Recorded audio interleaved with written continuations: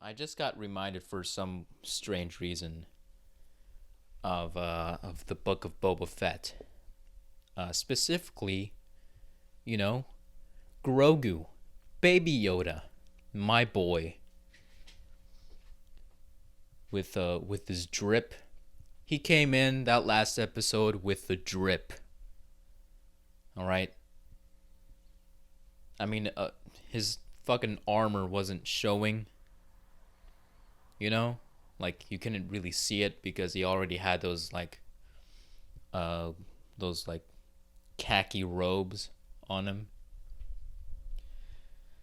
But nonetheless, he came through. He came through. He did his thing. He put that rancor to sleep.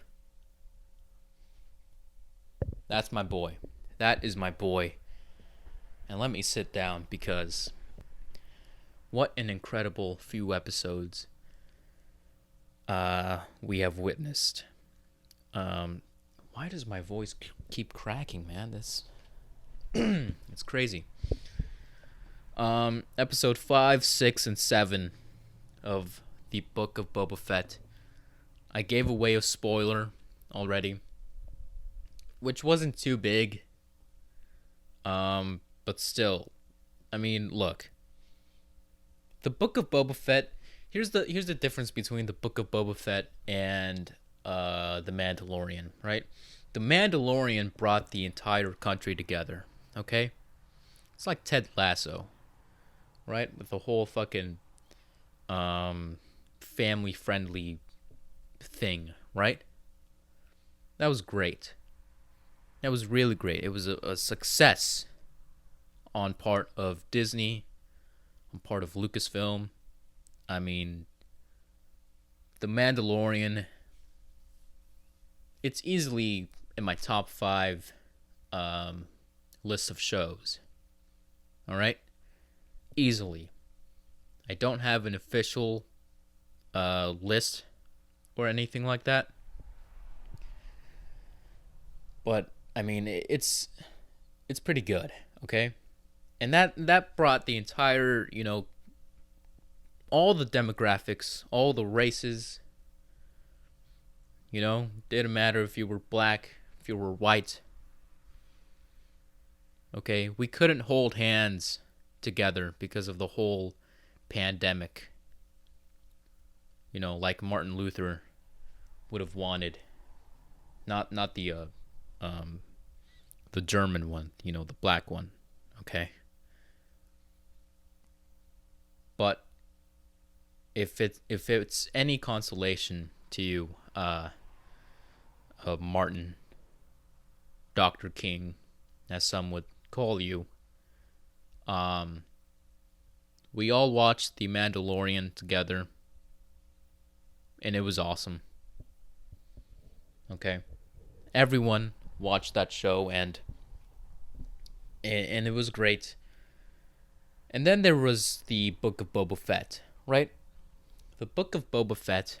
I'm just gonna call it the Boba Fett show because that's kind of a mouthful, right? The Boba Fett show.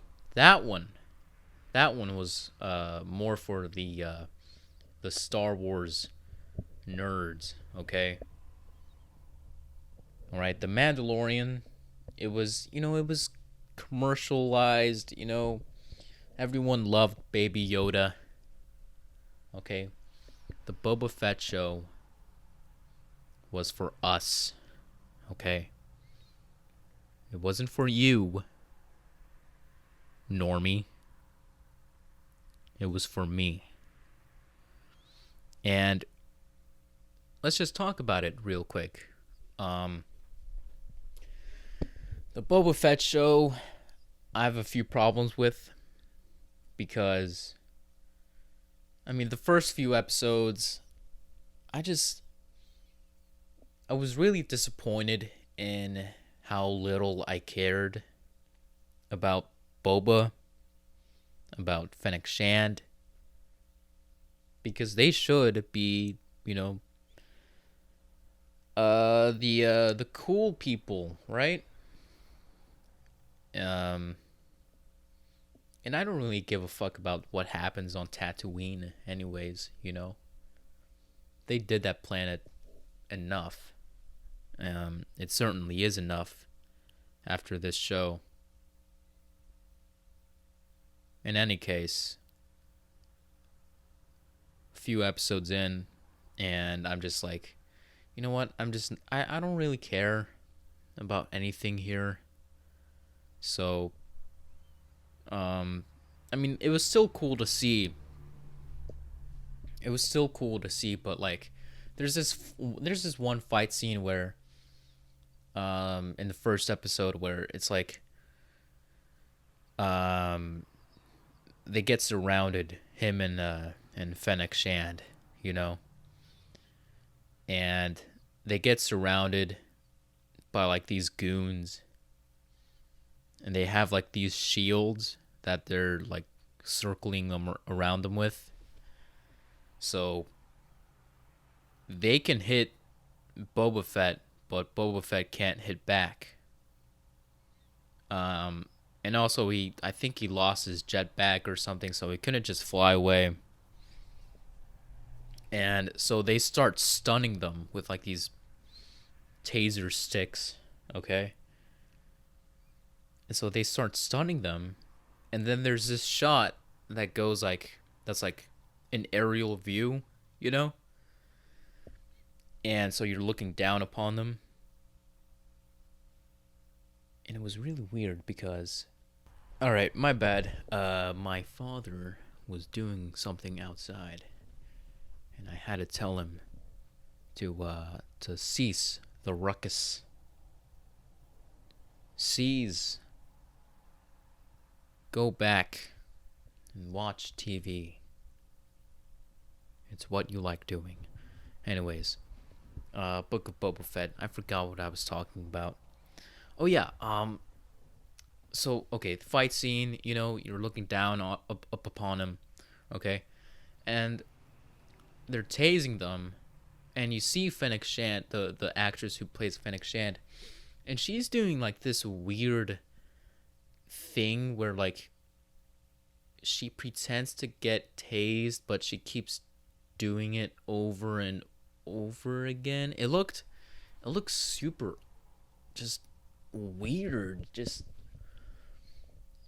I don't know. It just looked like some sort of weird dance, you know, like some sort of weird fucking experimental fucking thing. Like it looked like a thing that like the Blue Man Group would do.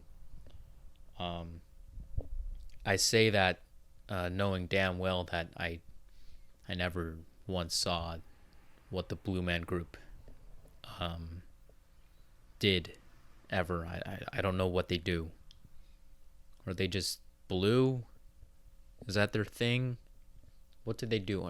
Is it like a comedy show or something, like a magic thing? Like what? I don't know. I don't know, man. But it just looked pretty weird.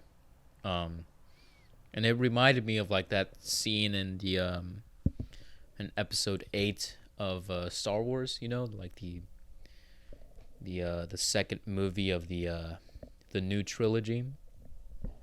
And it's that fight scene where it's like it's Rey and Adam Driver, and they team up to fight the red people. And so they're fighting the red people, but if you look off like to the side, you can notice like a few of the red people just like doing some weird shit on their own. Like they're not even fighting Adam Driver and Rey. Like they're just fucking spinning around, just doing random shit, you know, just like it was pretty weird. So, and I've never noticed that. I thought it was a really cool scene at first, but you know, YouTube just kind of made me see that, you know, it kind of sucks. All right, the prequels just, or not the prequels, the sequels. Well, the prequels suck too, but not as much as the sequels. Anyways, so yeah, that's just kind of it's little details like that just it made me I don't know, kind of less excited for the Boba Fett show. So that's kind of like that was kind of like the feeling a few episodes in. But then episode 5 happened, and well, you know what happens.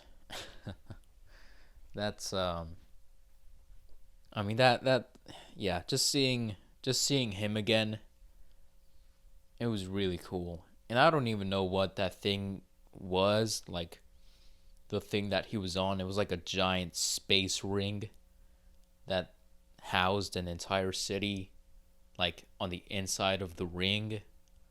But like you couldn't tell if it was like a metal structure that was built, or if it was just like a natural space object. And like how does that even work if it's out in space, like where's the atmosphere and stuff? It was pretty weird. Um I'll have to leave it up to the experts on YouTube, you know. But anyways, it was a really cool thing to see, and lots of lore. That episode was really good for lore, and yeah, we get to know more about like the Mandalore planet, what happened with Bo-Katan, you know, and that's pretty much the only thing, like the only unresolved thing left, like what happens now with Mandalore? Does the Mandalorian, come in and unite everybody, or does Bo-Katan do it, or but like he's been kicked out of the thing that he's been doing, and so like what happens with him, and does he get his Creed back or whatever the fuck? Is Grogu still in the clan? What's happening? What is happening? Does he get to keep his drip? The questions, so many questions. Oh man. I mean, it's finally starting to come full circle, Us Clone Wars fans, we're we're feasting right now, but we're not eating much. We're just